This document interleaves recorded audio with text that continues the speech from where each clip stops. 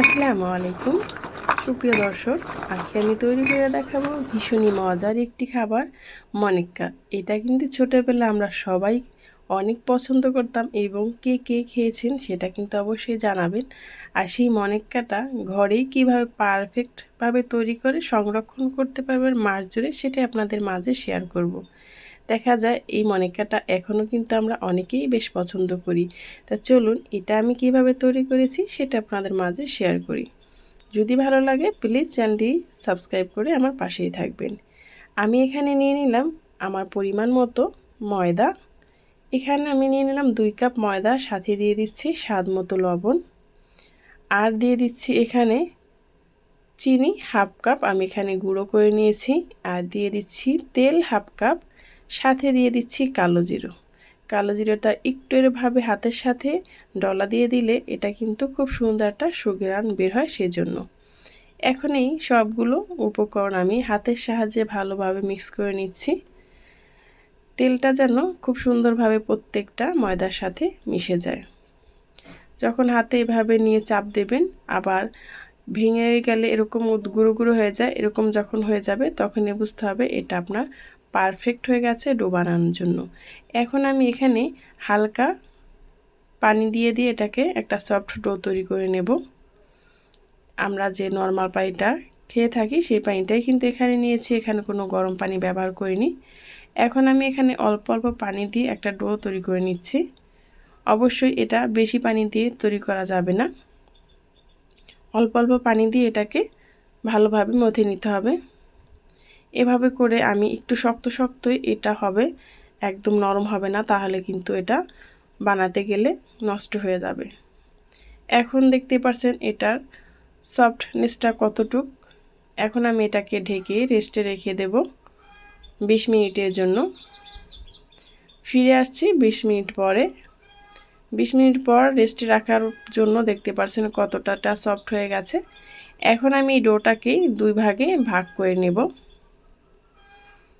ভাগ করে নেওয়ার পর আবার আমি ভালোভাবে হাতের সাহায্যে একটু ময়ান করে নিচ্ছি।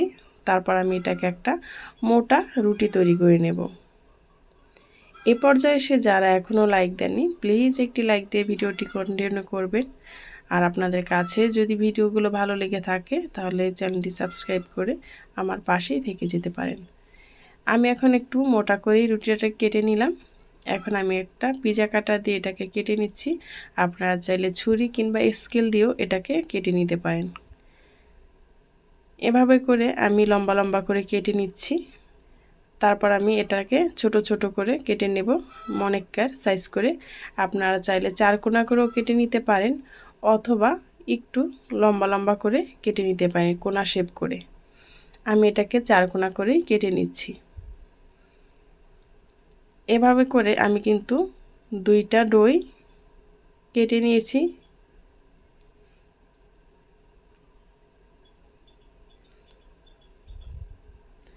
যদি এরকম একটু লেগে থাকে তাহলে কিন্তু সেটা একটু হাত দিয়ে ছড়িয়ে বা ছাড়িয়ে নিলেই হবে। আর এটার শেপটা দেখুন একদম পারফেক্ট আছে মনিক্কার। এভাবে করে আমি একটু ছড়িয়ে রেখে দিলাম। আপনারা যদি বেশি তৈরি করেন সেক্ষেত্রে কিন্তু এভাবে একটু আলাদা আলাদা করেই রেখে দেবেন। এখন একটি কড়াইতে দিয়ে দিলাম পর্যাপ্ত পরিমাণ তেল। অবশ্যই এই মনিক্কাটা ভাজার সময় একটু তেলটা বেশি দিয়ে ভাজবেন, তাতে করে মনিক্কাগুলো একদম পারফেক্ট হবে। এখন হালকা মিডিয়াম যখন তেলটা গরম হয়ে যাবে তখন আমি মনিক্কাগুলো এভাবে করে আলাদা আলাদা করে দিয়ে দিচ্ছি। একসাথে ঢেলে দিতে যাবেন না, তাহলে কিন্তু মনিক্কাগুলো একটার গায়ে একটা লেগে যাবে।